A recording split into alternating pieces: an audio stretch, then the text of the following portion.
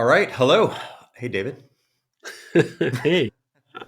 So we're going to try to experiment with something new here. We obviously have the Rework podcast, and this episode might be part of that. But we're going to begin to play with a new idea called, we're just kind of calling it decisions right now, which is we sort of revisit a big decision we've made recently, or one we just made, or one we made months ago, but kind of talk about it in detail and get into like the why and what we're expecting and the trade-offs and all the stuff around this. And the idea is to, of course, talk openly and honestly about like how decisions are actually made, why we made the decision, that sort of thing. So we're going to see how this plays out, and if people like it, we'll keep making these. Yeah, I think the So fun thing about decisions is that when you focus on something that's concrete, it's a totally different territory than when you're talking about things in the abstract. So many podcasts, including lots of podcasts that I'm on, get invited to speak on. We talk on broad topics in the abstract. When you talk about something that just happened, that's actually real, that's going on inside the business, I think that is a different kind of show. totally. So let's see how it goes. First topic is going to be pricing. So everyone's always curious about pricing. We've been playing with pricing models for like 18 years. When we first launched Basecamp, we had three tiers. I think it was 1929.59, 1939.59, something like that. And we've messed with a bunch of stuff over the years. But recently, we launched a new experiment for the first time where we're charging per seat, essentially. And it's not really fully per seat; it's per employee. So you only pay for people who work at your company, but guests and outsiders and contractors, you don't pay for them. So this is the first time we've ever done this, and I think we should talk a little bit about why and also some of the nuances. So, for example, some people might say like that's a pretty big leap, and it is in some ways, but it's also a pretty measured one in that we're only experimenting on brand new customers. So existing customers stay with their existing pricing model, nothing changes on them. But if you sign up for Basecamp for today, you're going to see a new pricing model, which is currently at the moment of this publication of this recording here, $11 per employee. Do you want to get a bit into how we started going down this path even in the first place, and then I'll fill in some gaps and we'll kind of take it from there. Yeah, I think what was so interesting about per-seat pricing is we've been proudly on the other side of it, loudly on the other side of it. I had a blog post out a few years ago called Why We Never Charged Per-Seat Pricing, which talked about all the benefits of not charging per-seat pricing. For example, not letting your business be dominated by a few very large companies, not letting your business get dominated by a sales cycle. Obviously, when you charge per seat, you're best customers in terms of revenue are your largest customers, which has this tendency as a business is growing, if that's what they start with, that you end up focusing all your energy there. And it kind of twists your organization in that direction. And when we started, that was very far away from the kind of organization we wanted to build in the outset. We did not want to build an organization where we were beholden to a handful of very large companies. We did not want to build an organization that was very heavily sales focused. We wanted to build a very heavily product focused business. So that's why we didn't do it in the past. But this is such an interesting decision for us to make because we've been around for so long. Like Basecamp is 18 years old now, and I mean, the company's more than 20 years old. If we take every single decision we've made, the entire distance we've gone, and freeze it and say that's how it's going to be forever, I think we're going to miss out on a bunch of interesting things. So that's where we ended up here, where I think we kind of came about it as in this concept of the low end in part, which is actually interesting because I was just talking about like we're afraid of going to per seat pricing because what if a bunch of really big customers show up and they have tons of seats and do you get twisted in that direction? Well, I think we sort of ended up getting twisted in a slightly different direction when we went to single pricing. As Jason said, we had three When tier was this? 5 years pricing, ago? 6 years five tier ago? pricing. Yeah, 16, I think, Yeah, yeah. where we went to the $99 pricing, which was in many ways a reaction in itself to another feeling, right? Like a feeling of like, why are we the cheapest? Like I think at the time our cheapest plan was like $29 or something. Yeah. And Jason, I remember you looked around at the competition and you're like, $29 is ridiculously low for what you get with Basecamp. And all these other companies are charging a lot per seat, and you're like, oh, if you're our average company and maybe you have 8, 10, 15 customers, like you're paying nothing for Basecamp. And I remember you had this discussion, I think, around the same time with some guy running a, what was it, an architect company or some Yeah. other company, where he was like, I can't believe I'm only paying whatever it was for Basecamp. It's such a steal. So I think Yeah. So that's what when that what came what around. pissed me off about that, by the way, was that like I remember looking. We actually had someone do a sort of a price analysis, looking at all the competitors that we could come up with, and we were at the bottom price wise, and it kind of pissed me off because it made me think like, are we only good because we're cheap? Is that the only reason people pick Basecamp? I know it's not, but my God, is it? So it was kind of a moment where like, well, we should figure this out. We should find out. And that was sort of the, I think one of the I'd say one of the core reasons why we jacked up the price essentially. Although jacking up the price typically sounds like you're making something expensive, we still come in on the low end. But to your point, well, maybe I'm jumping ahead, but I'll do it anyway. We kind of went for more like the mid tier pricing in a sense. So $99 a month. Like what it ended up doing was it reduced our signups, which we were comfortable with. It increased our per customer I don't know, rate, whatever you want to call it. But what we ended up, and we didn't know this at the time, but we ended up losing a lot of our really small low end customers. I don't mean losing them like they canceled, but now we didn't have this influx of sort of our bread and butter historically, which had been freelancers, small firms, design shop with 2 or 3 people, the kind of company we started back in 99. We had 4 people, right? That $99 became too expensive for them. And so over time, we ended up losing that segment, which is really like our people. And that was sort of, I think, what drove this per seat. But I'm jumping ahead a bit. But that's, I think, where this began. We began to think about this a bit. And I think that is why this is such a fascinating area, because you don't actually see the effects immediately. When we did the jump from 3 tier pricing to 99, that was probably the most well documented data wise decision we've made in the history of the company. We literally ran an A B test, I think for 6 months or something, quite obscene, at least by our standards, to convince ourselves that going from the 3 tier pricing to 99 was going to pan out. And it did. And not only did it pan out in the A B test period, it panned out in the 1 year post mortem analysis. And we were like, this is great. Yes, we significantly cut down the number of signups, but we in many cases tripled how much each individual customer was paying us. And that looked really great on paper at that moment. I think, as Jason says, what we found since then was there are secondary effects from making changes like that. You can't tell after a year. That takes longer to tell, like the network effects of word of mouth. How do you measure word of mouth? I think there's a bunch of bullshit ways of doing it, and you can convince yourself that you think you know what it is, but really you don't. You see it at the top line, and you see it slowly. And what we saw was that at that low end, the customers who would have come in before at $29, like they didn't come, and we're like, all right, we know that. We know they're not going to perhaps come at $29, or at least not all of them. Not all of them are going to make the jump. But what we didn't realize was, like, do you know what? There's second order effects of that. There's someone who comes in at 29 might tell someone else who would come in happily at 99, and you're not going to get that second 99 customer if you don't get someone at 29. So I think that's partly what gave us the motivation to, like, do you know what? We got to look at this again. Because I also remember, Jason, at the time, well, maybe even before that, when we had our original pricing, we had this adamant sentiment: don't want to lose the low end. Like, someone can come in and they can overcut us. Like, that happened all the time. Like, in Yeah. fact, most of the competition we have, it's very curious. Most of the competition we have, first of all, they charge per seat. And then they all have this business model of using the SMB, the small, medium-sized business market, as a jump shot to get the recognition to go after the big legacy, or not legacy, the big enterprise accounts that pay all the bills.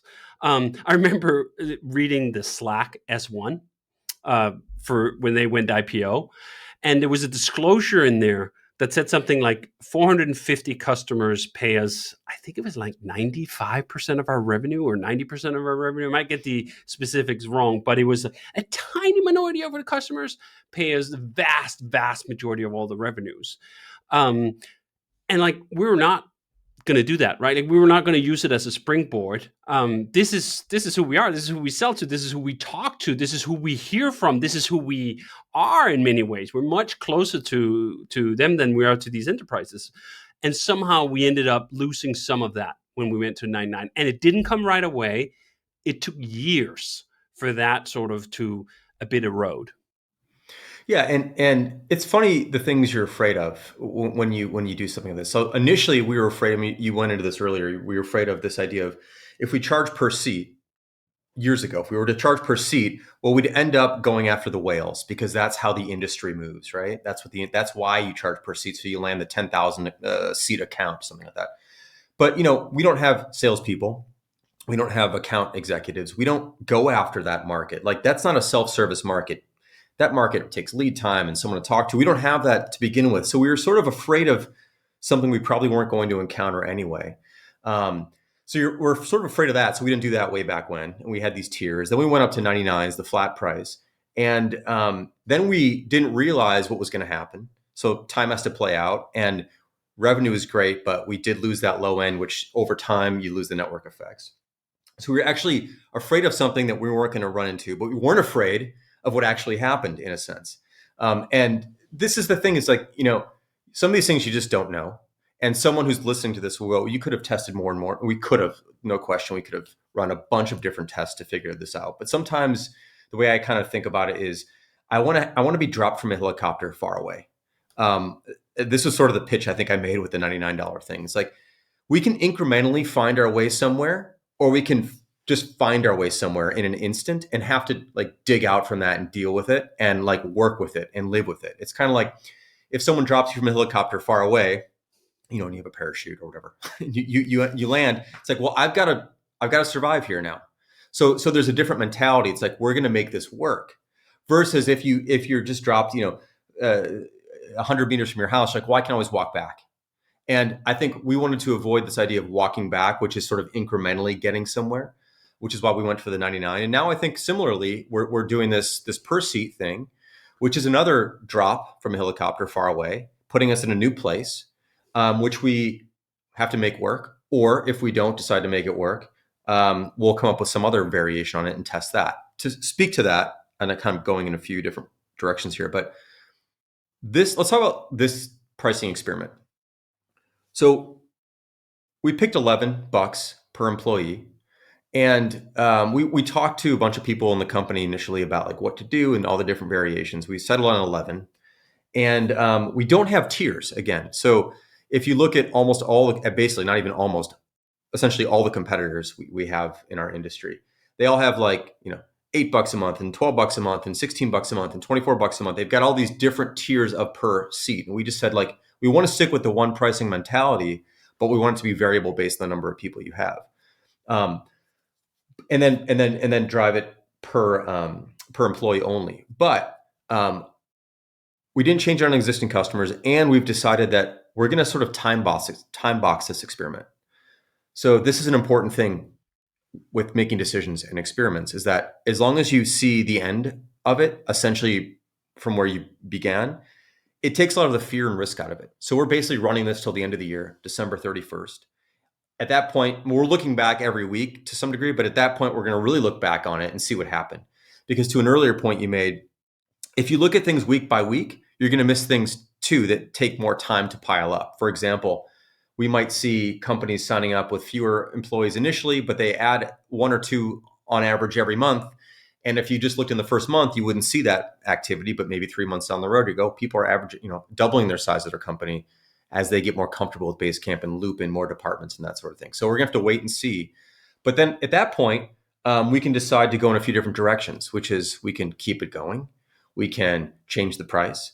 We can offer maybe two options. So like a per seat or a la carte, or that's a la carte, or all you can eat, all in price.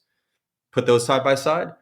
We can decide to do a bunch of things, including transitioning existing customers onto the new pricing plan if that works. But when you keep the experiment tight and relatively short, but still have enough time to see some effects, it just takes a lot of the risk out. And I think that's an important thing to talk about, because people inherently, I remember even internally, people are like, this is a big risk launching a new. And we had to do some work, so we took a cycle to prepare the app to allow people to be per seat. But I never really saw it as a big risk.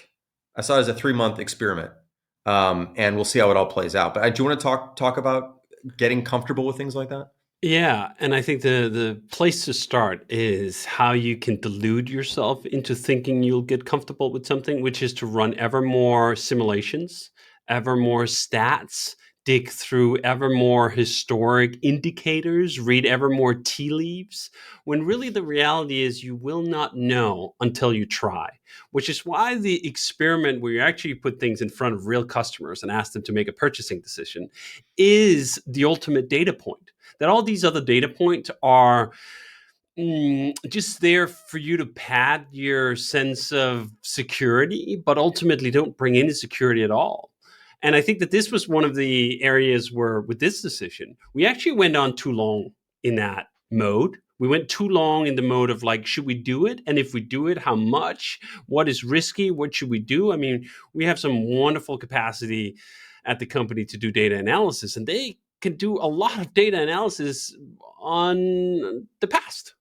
They can't do very much data analysis on the future because you can't predict what actually happens when customers have to vote with their wallet, which is why taking the risk out of the decision actually involves doing it. That there is no substitute, right? So the way to do it, as Jason says, is to simply set up, hey, this is our hypothesis. And not only is it our hypothesis, we're going for it. I thought that was when we first launched this, and we got some mixed feedback. Some things were good and some things weren't looking so good. And we started talking about like, what should we do? And you were like, no, we burned the boats and we will not rebuild until December 31st. That's it. So we're in it now. We're on the island. Figure it the fuck out. Do the best we possibly can within we have.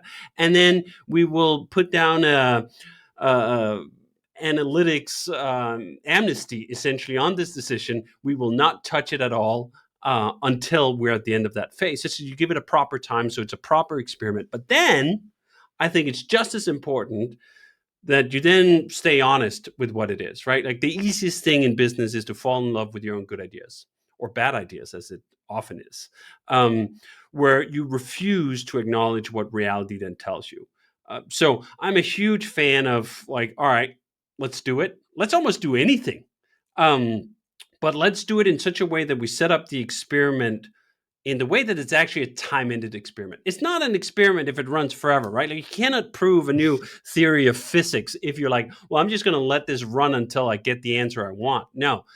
Part of the experiment parameters is, hey, it's not going to go on forever. It's going to be time boxed, and it should be a generous time box, right? So that by the end of it, you're like, all right, we know something. Might not know all of it, but we'll have a fairly, hopefully, clear indication. Which I guess is also, I think, the interesting thing here is like, will we? Will we actually have a clear indication, right? Right. This is related to, I mean, if I'm a listener listening to this, and I heard you say earlier that sometimes you don't know things for years, I might go, well, 3 months isn't enough time, right? And the answer is there is no right amount of time. I mean, there's statistically significant time for measurement, but again, some of these things are second or third order effects. You also don't necessarily know. It's like I always think about a chemist who's experimenting with, mixing some stuff, and sometimes there's unintended consequences. They have an hypothesis, but then they see something else happen, and they weren't looking for that, but now they can't not look at it because something else happened they weren't expecting. It's similar to like how a lot of And now medicines you are have discovered. cocaine. Right. Now you have cocaine. Or But there's, LSD. medicines are discovered this way, right? Yes. Like someone wasn't looking for penicillin. They just, oh, hang Right. on a second. This bacteria is dead in this ring around this. What is this? So you have to be comfortable with a certain degree of uncertainty to begin with. I think that's actually one of the fundamental points that I think is important to make. As a company, I think we're extremely comfortable with uncertainty. A lot of organizations try to eliminate all the uncertainty they can in controlled environments. And I don't, I mean, you can. And it also depends on this is, I guess, getting back to the other point, it depends on the criticality of the decision. If we were to have said, we're going to change pricing on all existing customers, tens and tens and tens and tens of thousands of paying customers. At the same time, we're going to test this on new customers. It would have been terrifying. You're going to be paralyzed by that decision. And you're probably not going to do it, or you're going to want to test the hell out of it in simulated environments to see what's going to happen. You're going to poll people, what would happen, and no one can really give you the actual answer. But we eliminated that risk by saying, look, existing customers stay where they are. New customers try this out for a few months. We're making a little bit of noise, not enough noise so people know, but not too much noise so people wonder. And you just run, and then at that point, like you said, at the end of the year, or in January, the experiment runs until the end of the year. We look back and we sort of discuss and debate and review and discuss where to go next, right? And one of those discussions could be, this is interesting. We should run this for another month. It could also be, this is not going to pan out. It could be, this could pan out, but we don't really know. How long do we need to know? We don't really know. How comfortable are we? Could we run a 50% at $11 a month, 50% at $9 a month? Is this a numbers thing? Is it a concept thing? Is it a marketing thing? There's so many directions you can take.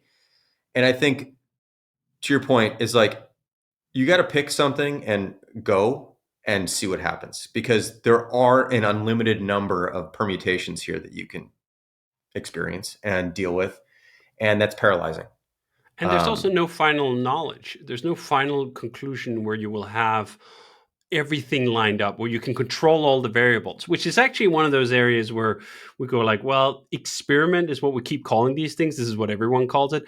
But in many ways, it's kind of piss poor experiments, because we are not controlling for all these other variables that actually do have an impact. We know have an impact on this.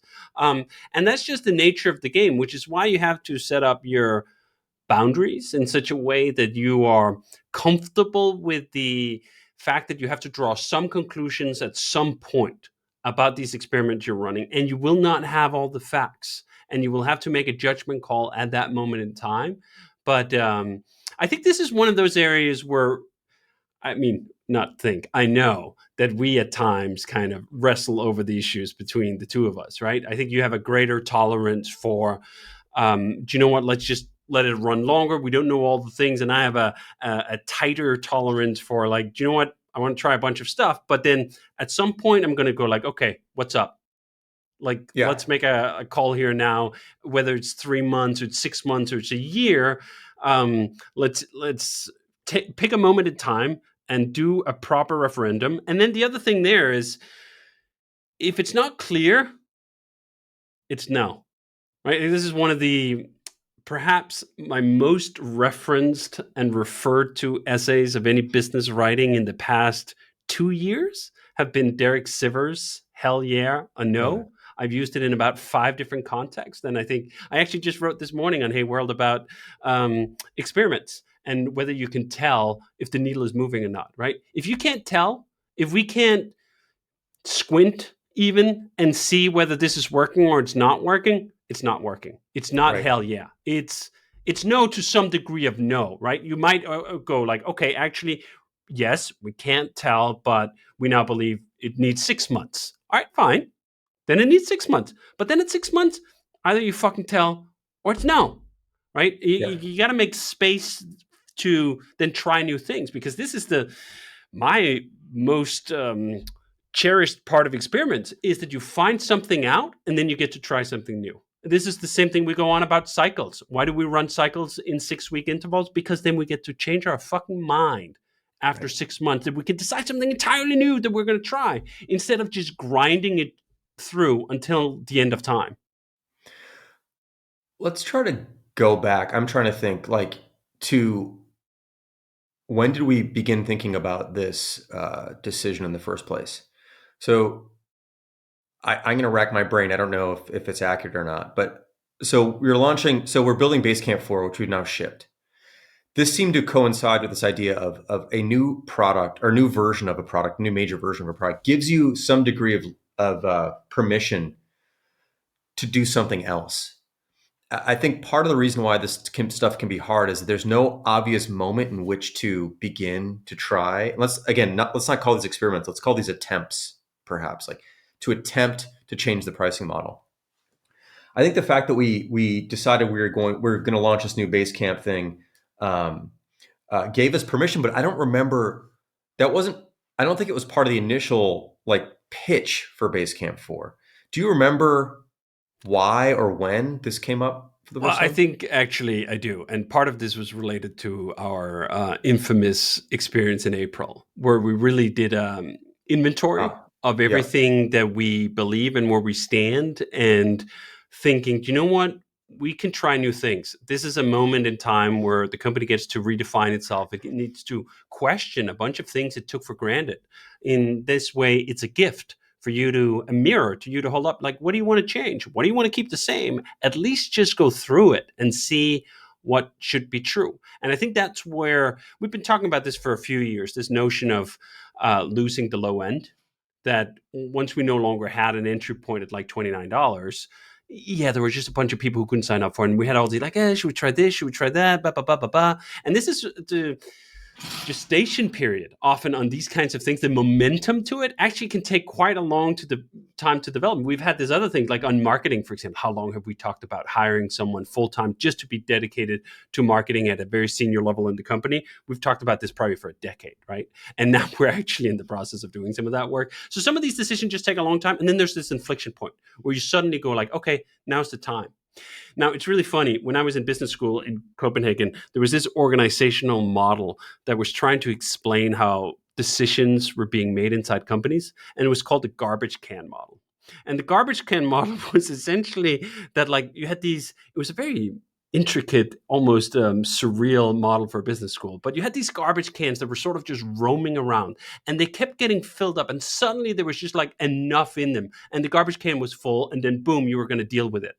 So this felt like one of those things that like we had some inklings of doubts as to whether cutting ourselves off from an entry point below $99 was the right thing to do. And then we got some small inklings of data. We got some anecdotes, plenty of anecdotes, people writing us saying like, love Basecamp, just can't swing it. We're two people. Can't swing it. Hopefully one day we'll swing it. And then of course you always run the risk that like they'll start with something else. They'll start with a free product. They'll start with a competitor. They'll start with something else. So we had all that pent up, and then we had this inflection point where we went like, do you know what? Now is the time to revisit all those decisions. Which, I mean, you shouldn't need something like that, but it is a good thing to do at a regular interval, I'd say, especially if you've been in the business for fucking 20 years. You gotta stop at some regular intervals, go like, are all the things we believe to be true still true? Given that, yeah, I agree, and that you're right. That was, I think, that was the impetus for this, and it shows the value of inflection points, that they give you permission to throw it all on the table and say what should stay, what should go. In fact, like this was ganged together with a number of other things we did. We hired a COO. We've grown the company. We have close to 80 people now. At our height before that, we were, I think, 60 some odd. So we've gotten bigger than we've ever gotten before. We have more capabilities than we've ever had before. That was another decision that we made at roughly the same time, even though it wasn't like week after week after week, but amorphously like in the same cloud of time. And I think this is why it's so important. I wrote something about this on My Hey World about moving, about just moving on things, because it gives you confidence. It's like your muscles atrophy if you don't use them. And I think one of those muscles in a business is like willing to take risks. And as companies grow, of course, and they get bigger, they take fewer and fewer risks. There's more layers in the way to prevent risk taking in a certain sense. So I think the more you can take, and then you can build confidence as you take those. And if you take them together, there's strength in numbers. So let's grow the company. Let's become more capable. Let's look at our pricing plan. Let's launch Basecamp 4. Let's work on a new product. These all came within the same realm of time, period of time. And I think that's one of the things that you get these moments occasionally, and you need to take advantage of those moments, It, because it is hard to just out of nowhere decide to make a change. Sometimes change happens, and then you're like, oh, a change just happened. This is a moment. Let's take advantage of that moment. Totally. I think it's one of those things like when there's great turmoil in the world, this is an explosion of art. You get this explosion when there's some stress and there's some fracture and there's some pressures. Really good things can come out of that. So, this is one of those reasons why you should be careful what you wish for. Oh, I just wish for it all to be stable and prosperous and up and to the right forever and always, right? Like that is a form of stagnation. It's a form of deprivation of challenges that you are not tested and you are not tried, and thus you are not forced to grow. And I think that this is something you then have to seize when it's there, right? Like never let a good crisis go to waste. It has all these meanings, but at least for us, it was that inflection point of looking at a bunch of decisions at once and then doing them differently. And then I also think it's also a bit of sort of the owner's privilege. Like you and I own the business, therefore we have an inordinate amount of more risk tolerance for this. Because if we squander it all and we smash it up and it breaks into a million pieces, like who's going to come blame us? Well, we're going to blame ourselves, right? Like the buck stops there. So that gives you, I think, a tolerance for risk, which is sometimes I have mixed feelings about this, but one of the reasons why VCs, at least as of late, have been like, oh, founder-led businesses are so important because they take these kinds of swings. You look at something like Facebook with Meta, right? Like whether this metaverse thing is right or wrong, I gotta just admire the size of the swing. Like Zuckerberg has spent what $10 billion on this or something, and of course, what's so easy now, and everyone is doing it, is like that looks like shit. I mean, it does look like shit, but that is such a myopic view in some ways. And I think what really taught me this was watching Elon Musk over the past, let's say, 5, 6, 7 years. Like, first you go like, okay, dude popularizes electric cars, cool, but he's losing money forever, right? Like he was selling what 300,000 cars and still losing money. And I see like, fuck, he's chasing this self-driving car bullshit and it doesn't fucking work. And then, do you know what? Okay, he starts selling a million cars. And not only is he selling a million cars, he's actually making profits in the business and so forth. Like there is something to that vision and those big swings that is so easy to sit in the peanut gallery and go like, what a fucking idiot. What a fucking idiot. Which, I mean, I've done plenty of that, right? I've called plenty of people fucking idiots on things from the peanut gallery.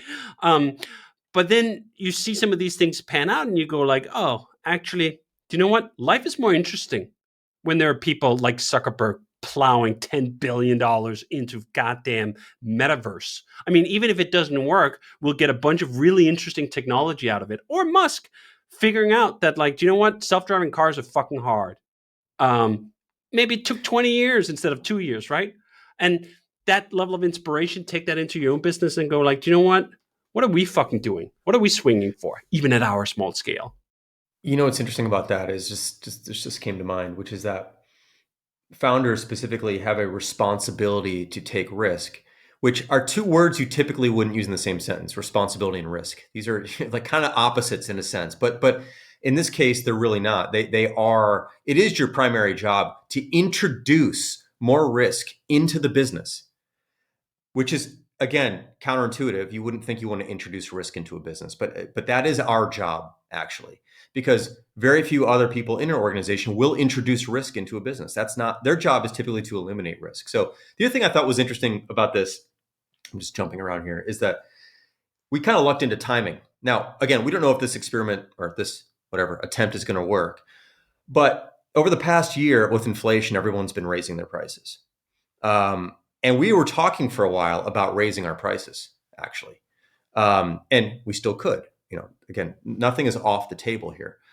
But this approach, I mean, in some ways, it raises price. It would raise prices on larger companies, but it really significantly reduces prices for small businesses, for true small businesses, companies like ours initially, 3 or 4 or 5 people. You can get into Basecamp now for $33 a month, $44 a month, $55 a month, which is more than half. Well, not at 55, but below that's less than half of what it cost 3 months ago. And in a moment when everyone's trying to cut their costs, when inflation is through the roof, costs are through the roof, it's interesting to launch something. We haven't made noise about this, but we kind of should, I think, at some point here, which is like Basecamp became more affordable for small businesses. Nothing else in this industry right now is becoming more affordable. And this is sort of one of the messages we can put out there. We haven't really put it out there, but I think we kind of lucked into the timing, although again, it may not pan out. So let's get into what does it mean to pan out. I think people are like, well, how do you know if it's going to work? We've talked about giving it a few months. One of the things we have to look at, of course, is average ticket per customer, essentially. If we're signing up everybody who would have paid us 99, but now they're only paying us 55, in the short term, that looks like a loss. We have to look at sort of the velocity of how often people add users, because maybe in 4 months from now they'll be at $122 a month or something. So we have to kind of look at some of that. But basically, what are we looking at, David? What do you think we're looking at? Let's say come January 1st. What do you want to see? The key metric I have is, are we converting more? So what we saw very clearly when we went to the higher 99 price, it was instantly, like you could literally watch the chart go sideways and then it just took a step function drop, because there were a bunch of people who showed up at the page. Yesterday, they showed up and they saw an entry point at $29 and they signed up for that. And then the day after, they saw an entry point of 99. They said, like, okay, not for me right now, maybe. So there was that step function. We have to sort of flip that step function somewhat to some degree, right? That we have to have more people signing up. I'd say that to me is more important actually than the average ticket size, because as you say, you can over time grow into that ticket size as the companies become larger and pay you more and so on. But if you don't start from a better base, man, that's uphill. But if we go from, I don't know, whatever we're signing up right now, 3,500 a week or 4,000 a week or something, like if we don't start adding like change you can see with the naked eye, something you don't have to measure with a statistical microscope, then I think it's difficult. But that's also the exciting part, right? Like the impetus, as we said, like, hey, do you know what? We have this sense that we've lost something on the low end. There should be more on the low end. There are far more 5-person companies than there are mega companies, right? Like the Fortune 5 million have been sort of our trademark market for so long. So there's a lot at the low end. So you should be able to pick that up once you've done all your legwork, right? Once you've presented their offer correctly. There's a bunch in that. I mean, we launched this and then we saw a bit of a dip, and I think you and Sean did like 5 quick changes or 3 quick changes, and boom, boom, boom. There was Right. some low hanging conversion fruit that immediately improved. And we got to keep rolling at it into that. But we Yep. got to end up being significantly more signups, because invariably some portion will never pay us the 99, right? So to make up for that, we got to sign up more. Yeah, I think one of the hard things with this is there's sort of an assumption sometimes that you launch something and then the next day everything's going to change because people are simply waiting for the price to be lower. But there's a point where we've been priced at $99 for 6-7 years now, where like that could be out in the zeitgeist. Like that's how much Basecamp costs. Like I'm not even going to look at it. I'm not. Last 3 times I looked at it, it was $100. I'm not coming back for the 4th time to realize it's only going to cost me 33. So part of this is like it's our job, which we haven't really done yet, to get the word out about the fact that hey, Basecamp's really affordable for small businesses in a way that it hasn't been for years. It's I'll like pick with you on that a little bit, because I think sure, there's this sense for the attempt here is, are you trying to change things with the stream you got, right? Like we have right, whatever number of tens of thousands of people showing up on the homepage, and in most cases, those people are showing up for the first time. As you say, they're not showing up for the 4th time. If they've looked at it 3 times and they decided either the price isn't right or the mix isn't right, they're not necessarily coming back to show up. So once we filter out like the people who come to the Basecamp site to log in, that's pretty easy. You're left with a stream of people who are showing up to like, what's this Basecamp thing? Do I like it? Do I not like it? So let's say you have 1,000 people showing up to that, right? And you then on a given day, the old offer, the $99, was converting, I don't know, whatever the math is, 100 of those or something. And then you go like, okay, for the same, if you had the same 1,000 people and you now gave them the new offer, then the $11 a seat, do you know what? That number should be substantially more. not That's what necessarily. we need That's it if to they're price be. sensitive in that case. But like, point is that But I mean, if that was the part that, but how they hear about Basecamp though in the first place, right? So they didn't just magically come here. They probably heard about Basecamp from someone else. What kind of other person they hear about Basecamp from? Maybe not a small business owner who is like, man, Basecamp's really affordable. You should try it out. So for I sure. don't know the answer, right? We don't know, but I don't think it's. I think like for example, if you think for a long time, Apple had this issue with their laptops, which was like Apple's products are expensive. That was like the thing in the media. Like and they were technically more expensive. Now they're actually, especially for speed and performance, like cheaper, considerably cheaper than everyone else, in a sense. And it takes a while for people to realize that. I still run into people who think Macs are expensive. Like they're not expensive anymore. So like there's something that gets built into people's point of view that, oh, that costs that, and that, like BMW makes high end cars. Well, they make a lower end car now too. Do you know that? I didn't know that. I thought BMWs are for rich people. Well, they're for people who are doing well, but like you can get in a lot lower than you used to be able to get into. I didn't know that. Interesting. So I'm not saying that's the case here, but I do think It what ends up probably is happening to is, some extent, right? to some degree, like things get put in a place, and if that place doesn't change for a long time, it just sort of gets it soaks in. And so you might not have the kind of customers we're looking for coming to see Basecamp anymore because they assume, or it's even not even discussed in those circles anymore, is the other thing. Like if you've got a bunch of freelancers talking about what to use, they may not have been talking about Basecamp for 3 or 4 years because Basecamp was too expensive for that group. So you need to sort of inject that message into that group so they take a second look or a third look or a fourth look. I don't know. I think there's a lot more to this than simply people are waiting for the price to come down and all of a sudden conversion is going to change, because that's suggesting that the price elasticity is the only thing that's on that one visitor's mind. We just don't know where the people are coming from who are coming to shop for that thing. But yeah, there's a lot of interesting things that we're going to find out a bunch in a few months. So it'll be very curious to see how that all plays out. I'm trying to think if there's anything else that's worth talking about with the price thing. Anything else come to mind?